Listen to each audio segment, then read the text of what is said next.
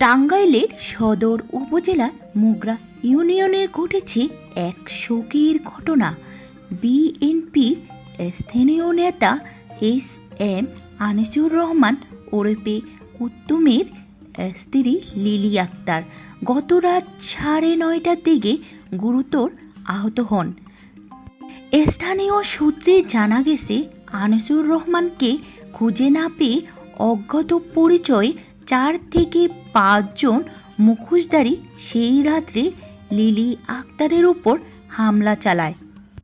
স্থানীয়রা আহত লিলিকে উদ্ধার করে টাঙ্গাইলের সদর হাসপাতালে জরুরি বিভাগে নিয়ে যান। চিকিৎসকরা তার অবস্থা গুরুতর হিসাবে উল্লেখ করেছেন। দলীয় নেতারা জানান, এই হামলাটি পূর্ব পরিকল্পিত এবং দায়ীদের দ্রুত আইনের আওতা আনা উচিত।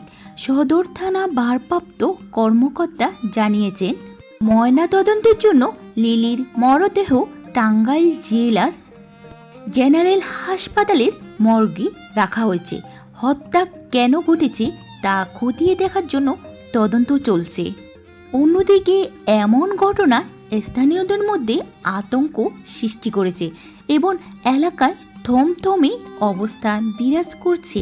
আমরা আশা করি আইন শৃঙ্খলা রক্ষাকারী বাহিনী দ্রুত তদন্ত শেষ করে দায়ীদের শাস্তির ব্যবস্থা করবে।